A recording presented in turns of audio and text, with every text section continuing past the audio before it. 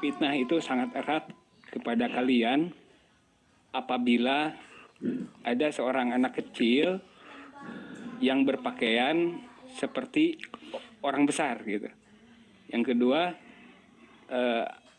ada yang banyak sekali orang hafal Al-Quran tapi sangat langka ilmu fikihnya. Terus banyak sekali orang yang mengurusi umat tetapi tidak sesuai dengan tujuannya gitu.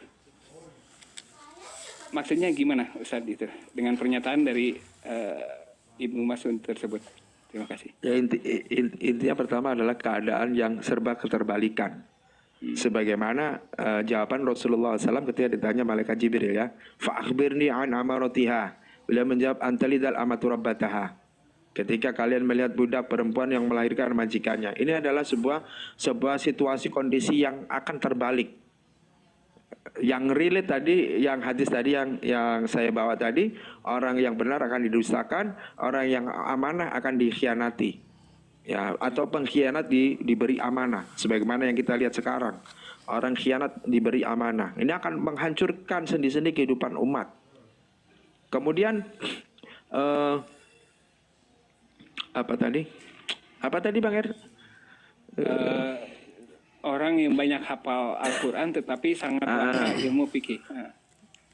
Iya, jadi menghafal Al-Quran banyak, ilmu fikihnya yang jarang, ya memang itu terjadi sekarang. Sekarang kan banyak ya rumah-rumah tahfidz, bahkan anak kecil saja banyak bertumbuhan mereka menghafal Quran. Tetapi kemudian orang-orang yang faqih ini sudah sangat jarang sekali karena kerusakan di bidang ilmu, di mana kalau sudah terjadi antalidal amatu rabbataha wa husulu khalalin fil ilm wal i'tiqad. Jadi akan ada kerusakan di bidang ilmu karena masyarakat umat Islam ini sudah tidak tertarik dengan ilmu-ilmu tersebut. Hanya tertarik ilmu fikih kali ya, Pak Bibi ya. Iya, ilmu fikih. Sudah tidak tertarik lagi untuk mempelajarinya. Kenapa? Karena lebih tertarik kepada sesuatu yang menjadi tren. Bagus sebenarnya, tetapi meninggalkan ilmu yang lain akan menjadi kehancuran umat. Karena sudah ditinggalkan. Sebenarnya ilmu fikih itu bukan hal yang biasa, tapi sangat penting sekali dalam kehidupan ini, sehingga banyak ditinggalkan. Kemudian kembali lagi kepada efek medsos. Banyak orang belajar tentang ilmu agama, tentang Islam, itu tidak lagi sebagaimana beliau SAW langsung bermuwajahah dengan malaikat Jibril, langsung belajarnya. Tidak, sekarang kita cukup di medsos. Semua ada. Sehingga orang itu ketika ingin mengetahui hukum, ya, hukum yang sifatnya fikih pun, kita datang ke Google.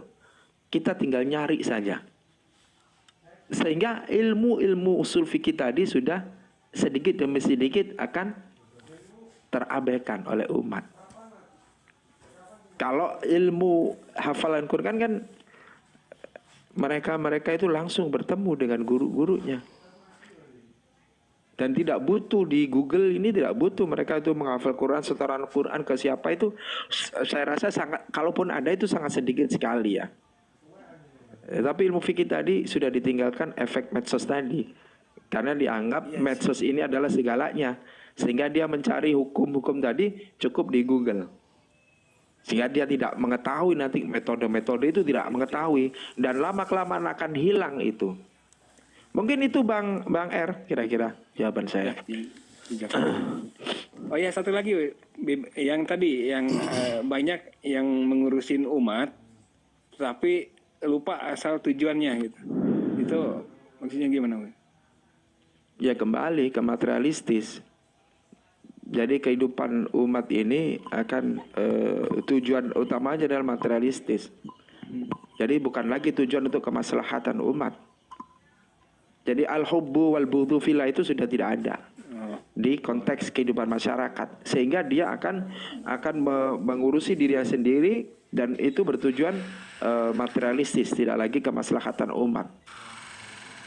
ya, Ya, begitu kira-kira. ya, terima kasih. Nisa ambil dulu deh, Nisa. Apa ya? Ya, ada yang mau bertanya lagi untuk yang lain, Bang Subandi, Iya. Kak Nur, Bang Iya bang, Agustan. halo. Ada lagi yang Ambil ingin dulu deh bertanya? kamu dabing. Oke, silakan bang. Ada yang mau bertanya yang di bawah gimana?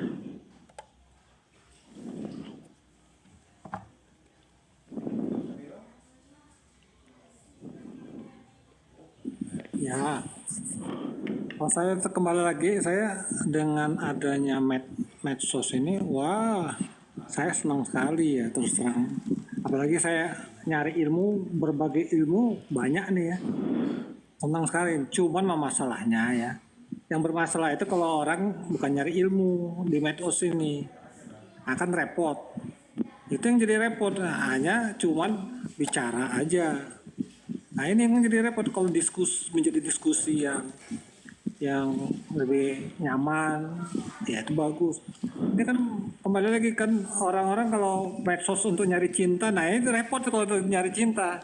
Tapi kalau nyari ilmu, ya ampun, banyak sekali ya. Kita bisa belajar ilmu apapun juga gitu.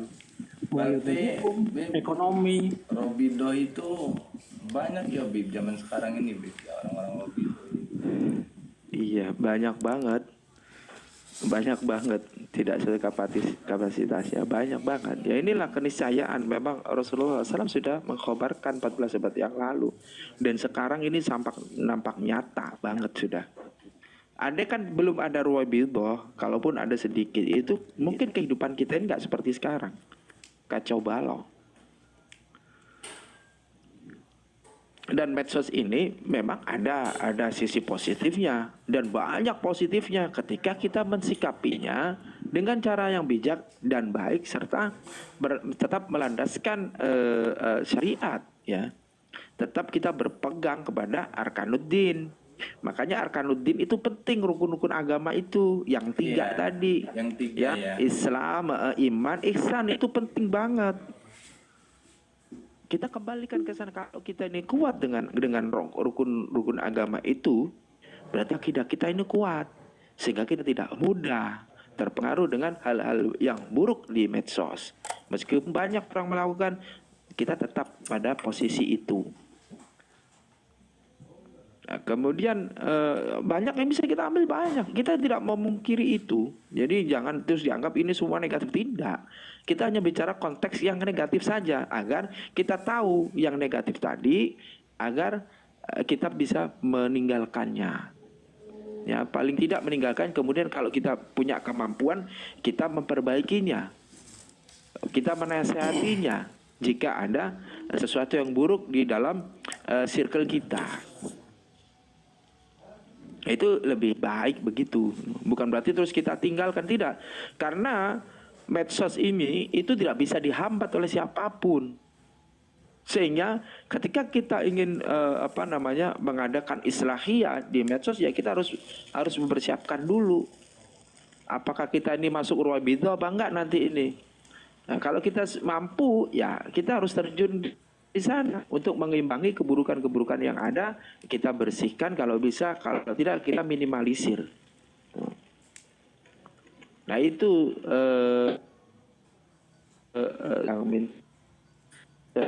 yang al-bantah. Jadi ketika kita dalam konteks efek medsos tadi, ya kalau bisa kita inventarisir apa saja yang membuat medsos ini berefek buruk. Kita bisa lihat, dan kita nggak mungkin kita nggak tahu kalau main medsos, apalagi kita sering main TikTok, masuk komal yang panas, yang dingin, kita tahu kok, oh efek buruknya ini begini dan begitu. Ya kita adakan edukasi. Buka komal, misalkan seperti ini, kita buka komal, kita membicarakan efek medsos, kemudian solusinya apa. daripada efek-efek yang tadi. Ya solusinya nggak ada kecuali memang kita hanya edukasi, mengingatkan, kemudian kita bijak menggunakan medsos, kemudian kita juga harus pertimbangkan kehidupan nyata kita. Apakah kita sudah membaca Al-Quran sebelum bermain medsos? Apakah kita ini sudah misalkan punya ini sendiri ya, punya apa ya, tekad sendiri. Kalau saya belum baca Al-Quran setengah juz, saya tidak mau bermain medsos dulu misalkan. Nah ini supaya apa? Supaya amalan kita yang nyata, yang jelas itu masih ada, tidak kita tinggalkan. Zikir, baca Quran, ya sholat wajib tentu ya. Yang penting-penting adalah zikir, kemudian baca Quran, harus kita lakukan dulu. Karena di situ banyak pahalanya. Man qara'al harfan min kitabillah falau hasana wal hasana bi asyri amsalihha. Jadi di situ kalau ketika kita bicara baca Quran satu huruf saja mendapatkan satu pahala, dan satu kebaikan pahala tadi dilipat gandakan menjadi 10. Lam aqul alif lam mim harfun, tidaklah aku katakan bahwa alif lam mim itu satu huruf, walakin alifun harfun, lamun harfun, mimun harfun, artinya alif lam mim itu sudah 3 huruf. Jika ya wal hasanatu bi asyri amsalihha dilipat gandakan menjadi 10 kali lipat, maka alif lam mim itu sudah dilipat gandakan menjadi 30 kebaikan. Siapa yang bisa menyebutkan kebaikan yang 30 tadi? Tidak akan bisa kita menyebutkan kebaikan yang diberikan oleh Allah Ta'ala karena kita baca huruf-huruf Al-Quran. Nggak bisa. Baru sehari baru bisa kita inventarisir kebaikan yang diberikan Allah ini. Bagaimana jika kita membaca 1 lembar? Yang mana 1 lembar itu kira-kira kurang lebih itu 450 huruf. 1 kaca itu ya, 1 kaca ya, 1 cermin.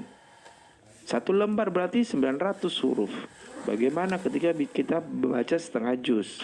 Berapa sudah yang kita dapatkan kebaikan dari Allah Ta'ala? Yang itu akan mendesain perilaku kita, mendesain akhlak kita, mendesain adab kita, mendesain semangat kita daripada efek membaca huruf-huruf dalam Al-Quran.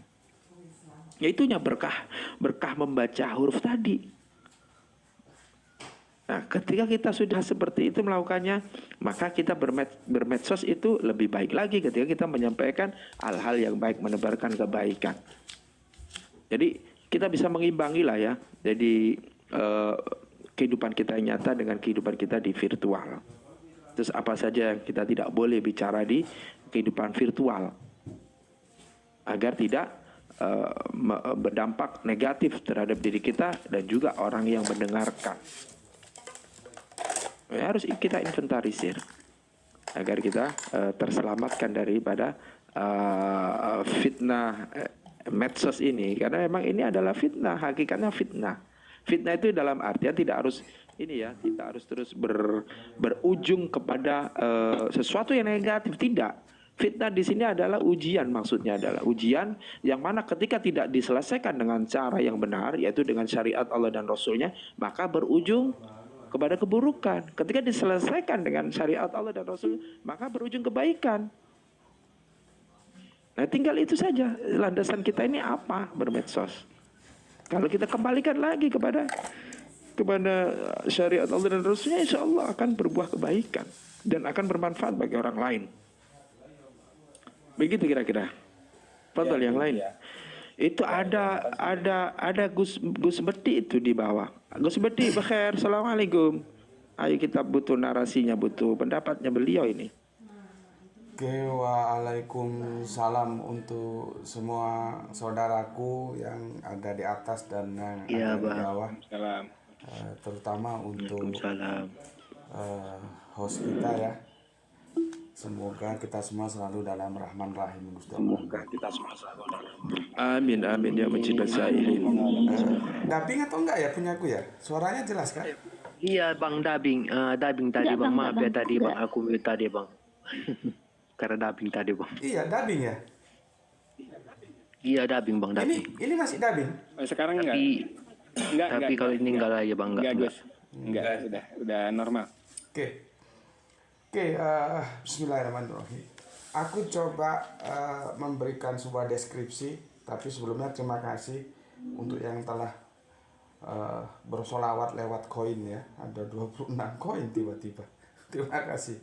Semoga Allah membalaskan dengan yang terbaik gitu. Oke, begini. Tajuknya adalah eskatologi efek medsos. Itu eskatologi titik dua itu ya. Eskatologi titik dua efek medsos pakai kacamata. Iya, betul. Oh iya. Aku kira digabung. Eskatologi itu adalah sebuah diskusi pengetahuan tentang akhir zaman gitu ya. Itu disebut eskatologi. Pertanyaannya apakah sekarang sudah masuk dalam era eskatologi atau belum? Nah, itu juga jadi sesuatu yang nggak gampang juga untuk dijawab. Tetapi intinya eskatologi adalah sebuah diskusi pengetahuan tentang akhir zaman. Itu biasanya masuk ke kita lewat nubuah. Lewat nubuah itu apa ya, kalau bukan ramalan sih ya, sebuah informasi tentang waktu yang akan datang. Jadi fiction dia, bukan fiktif ya, fiction. Waktunya belum tiba, kita belum sampai ke sana. Yang sampai ke kita itu informasinya ya, contohnya tentang saah gitu ya. Jadi kalau bilang saah bukan kiamah, itu terjemahan Al-Quran bermasalah itu ya. Kalau kiamah itu kan bangkit setelah saah baru kiamah. Tapi kan kacau terjemahannya, saah diterjemahkan kiamah. Hancur dulu habitat kehidupan, itu saah, baru kita mati semua, nanti kiamah bangkit gitu ya. Jadi tentang saah kita belum sampai ke sana gitu. Semua masih berupa informasi, yaitu yang disebut dengan fiction atau waktunya belum tiba. Nah, sekarang apakah kita sudah masuk dalam suasana akhir zaman? Nah, itu diskusinya juga ya. Panjang juga. Oke. Sekarang efek medsos ya. Nggak tahu juga, gue kurang gaul sih ya. Apa medsos atau sosmed itu mungkin tinggal bolak-balik aja ya. Yang mana mau dipakai. Begini. Dulu waktu aku masih SMA ya. Dulu zaman kami SMA itu kan dibagi berapa ya? 3 jurusan kalau nggak 4 ya. Ada IPA, IPS, bahasa, ekonomi ya. Terus akhirnya berubah, ekonominya hilang, tinggal IPA, IPS, bahasa. Terus bahasanya hilang, tinggal 2 jurusan, IPA, IPS dulu. Zaman aku dulu ya. Nah, kita itu kalau masuk IPA itu waduh seneng banget ya, terus masa gimana gitu. Kalau masuk IPS itu atau sosial sepertinya masih siswa kelas 2 gitu ya. Tetapi setelah kita kembangkan pengetahuan kita, khususnya aku menyadarinya itu setelah kuliah, sebetulnya nggak ada istilah IPA itu lebih unggul dari IPS dan IPS itu lebih unggul dari IPA, enggak. Karena ilmu itu saling melengkapi dan saling mempengaruhi gitu ya. Oke, berikutnya kita Gus sekarang bisa aku lanjutkan atau gimana? Iya silakan Gus, mohon maaf. Sekarang ini kita mengenal sebuah istilahan yang disebut globalisasi. Apakah globalisasi itu? Maka yang paling gampang menjelaskannya, hilangnya ruang dan waktu. Sebetulnya bukan hilang sama sekali sih, tapi bisa menjadi sempit. Antara ruang dan waktu itu sempit. Itu adalah globalisasi. Kita nonton apa misalkan, katakanlah yang paling gandrung itu sepak bola ya. Sekarang lagi main misalkan Liga Inggris gitu. Kita bisa lihat di sini dan itu live langsung. Jadi kita tidak kehilangan waktu harus berangkat ke sana karena kita dibatasi oleh dimensi ruang. Enggak. Dengan adanya sebuah perkembangan sains dan teknologi, kemudian menemukanlah sebuah yang disebut dengan siaran live itu ya, dengan menggunakan satelit tentunya. Itu penemuan-penemuan sains, itu anak-anak IPA ya. Tetapi itu juga nanti akan bersinergi dengan anak-anak IPS karena sains itu akan merubah peradaban. Gitu loh. Jadi kita semakin tahu sebetulnya antara ilmu eksak dan ilmu sosial itu saling melengkapi. Bukan yang satu lebih hebat dari yang lain, enggak begitu. Ya.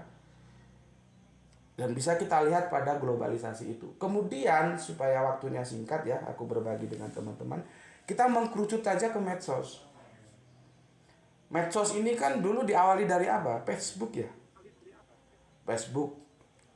Kemudian WA. Kemudian YouTube. Kemudian ada Instagram, macem-macem lah ya. Dan sekarang yang lagi booming dan itu kan terjadi perang dagang antara YouTube dan TikTok ya. Akhirnya YouTube mengeluarkan short video. Cuman karena ya gimana, orang kalau suruh kerja aja nggak ada hasilnya kan, sepertinya nggak sukses dalam membendung TikTok. Sebetulnya short video itu diluncurkan untuk menghadapi kedikjayaan TikTok gitu ya. Itu kan jadi perang antara YouTube dan TikTok ya. Itu semua medsos atau yang disebut dengan dunia-dunia virtual. Nah, karena dia itu penemuan, maka dia itu sebetulnya instrumen atau alat. Jadi dia nggak bisa, instrumen kan ya nggak bisa disalahkan, nggak bisa dibenarkan. Dia hanya alat yang digunakan tergantung penggunanya. Sama dengan golok. Kita punya golok untuk nebas leher orang ya kita salah dong, kena hukum, kena delik. Tapi kalau kita punya golok untuk nebas pohon kelapa misalkan atau pohon pisang yang sudah berbuah, ya itu benar. Jadi sama ya.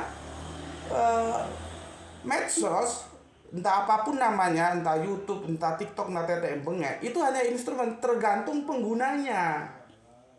Nah, kita ini termasuk, aku pernah baca tapi sudah beberapa waktu ya, apakah peringkatnya sudah bergeser atau tidak. Indonesia itu termasuk kategori terburuk dalam bermedsos. Itu Indonesia. Kita itu termasuk warganet yang terburuk dalam menggunakan medsos. Terutama kata-kata kasar, kotor, hujatan itu menjadi sesuatu yang dianggap biasa-biasa saja. Tidak ada sopan santun dan tata krama. Itu Indonesia. Aku lupa pada waktu itu peringkat ketiga atau keempat terburuk. Ya. Padahal kan di medsos itu sudah diingatkan toh. Misalkan di YouTube atau di apa, kalau berkomentar itu harus mengikuti standar kami, dan tapi ya banyak yang dilanggar gitu. Ya. Nah, aku nih ya dulu itu sebetulnya karena teman aja sih ya, menyuruh aku masuk ke YouTube.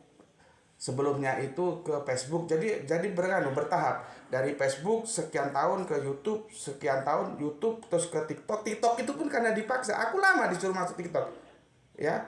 Dengan alasan tertentu itu aku tidak suka main TikTok. Kenapa akhirnya berTikTok ria? Itu juga punya alasan tertentu, ya.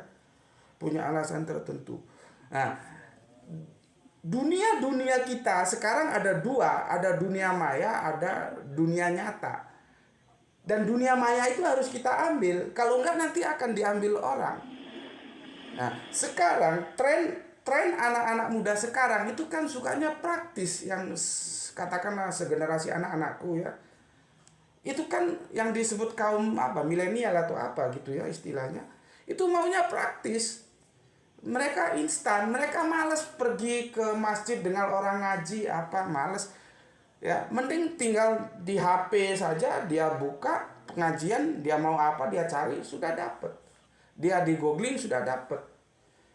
Jadi kalau dunia maya itu kita tinggalkan, para pelaku-pelaku dakwah tidak masuk ke sana, ya itu sebuah kerugian juga bagi kita. Karena kan dakwah itu sebetulnya kalau aku menggunakan pendekatan hukum ekonomi itu kan memerlukan pasar. Nah, pasarnya ada di sana. Kalau pasarnya ditinggalkan, ya kita nggak dapat bagian, ketinggalan kita. Sekarang kita lihat banyak ya, kita saksikan orang akhirnya alhamdulillah bersahadat lewat apa? Lewat dia mengikuti diskusi-diskusi, kajian-kajian via YouTube, via TikTok yang ada di medsos. Nah, itu kan sisi lain ya, ketika kita menggunakan medsos dengan baik akan membuahkan kebaikan. Tapi sisi lain juga ada keburukannya. Kalau misalkan ya sesuatu yang buruk yang membuat hoak dan segala macamnya, itu juga efeknya juga akan buruk gitu. Jadi yang seperti aku bilang tadi, medsos itu sebetulnya hanya instrumen, kita penggunanya. Nah, yang baik dan yang jahat itu penggunanya, bukan medsosnya. Ya. Jadi sekali lagi bukan medsosnya. Nah, bagaimana kita memanfaatkan medsos itu? Ya ayo kita gunakan bareng-bareng ya, untuk cari ilmu, untuk memberikan ilmu gitu ya. Jadi medsos ini katakanlah buruk, kendaraan cepat mengantarkan kita ke surga dan cepat mengantarkan kita ke neraka. Nah, tinggal mana yang kamu mau gitu loh. Kalau kamu mau ke surga ya kamu ngunggah yang baik-baik, yang itu memberikan pencerahan orang lain, dari orang tidak mau sholat jadi mau sholat. Nah, itu mempercepat, karena kalau kamu ngomong man to man itu perlu waktu berapa dan kamu harus pergi kemana-mana. Tapi lewat channel yang kamu miliki, kalau 100 orang yang mendengar, berarti 100 orang yang sudah mendapatkan pencerahan baik dari kamu. Nah, berarti kan itu mempercepat kamu ke surga. Tapi kalau kamu bikin berita-berita yang tidak baik atau konten-konten yang katakanlah yang pornografi atau segala macamnya, ya itu juga mempercepat kamu ke neraka, gitu loh. Jadi medsos ini katakanlah sebuah kendaraan, kalau gampangnya ngomong buruk. You mau kemana? Mau ke neraka, you bisa diantar cepat. Mau ke surga juga, you bisa diantar cepat. Tinggal apa yang kamu mau, ya. Jadi itu dulu yang bisa aku sampaikan ya, seperti yang aku bilang tadi ya, hukum ilmu-ilmu sosial dengan eksak itu saling saling terkait. Dan satu lagi sebagai akhir dari apa yang aku sampaikan sebelum nanti kita diskusi atau gimana ya, peradaban itu akan berubah. Contohnya ya, dulu gue ini Jawa ya, meskipun gue Sumatera tapi Jawa nasabnya ya, khususnya orang Jawa ya, kalau Idul Fitri itu harus datang kepada kedua orang tuanya dan sungkem ya. Itu antropologis Jawa seperti itu, sungkem, mengucapkan terima kasih kepada bapak, kepada mama, dan mohon dimaafkan kalau ada salah. Itu begitu kita selesai sholat id pulang, yang dicari pertama kali itu bapak dan mama, kita sungkem. Itu dulu, itu peradaban mulia yang sekarang sudah bergeser, cukup dengan WA gitu loh. Apalagi dengan alasan sibuk, misalkan anaknya nggak sempat mudik, WA sama bapaknya sama mamanya gitu loh. Peradaban berubah. Kalau dulu masih masih mending ya, dulu ada kartu pos. Jadi menjelang Idul Fitri itu kartu pos itu penuh orang-orang yang membeli kartu pos dan menuliskan ucapan Idul Fitri. Sesak itu kartu pos. Aku masih ingat ketika awal-awal 80-an aku masuk ke Malang, kantor pos Malang itu penuh, sesak sampai malam. Ya, orang mengucapkan selamat Idul Fitri, beli kartu pos. Sekarang sudah nggak ada, sudah sepi.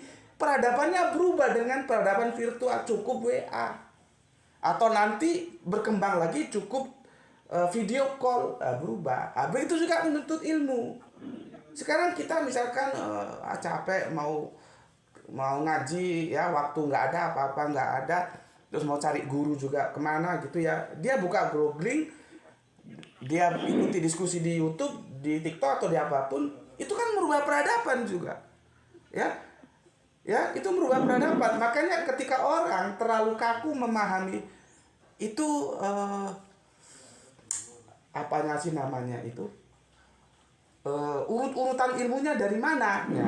Sebetulnya pertanyaan itu nggak perlu ditanyakan apa namanya tuh. Kalau di genetika kan nasab ya. Kalau di keilmuan apa? Sanad itu dari mana gitu. Ngapain lu tanya-tanya? Kalau itu benar ya kamu terima, kalau salah ya kamu benarkan, gitu aja loh. Karena tidak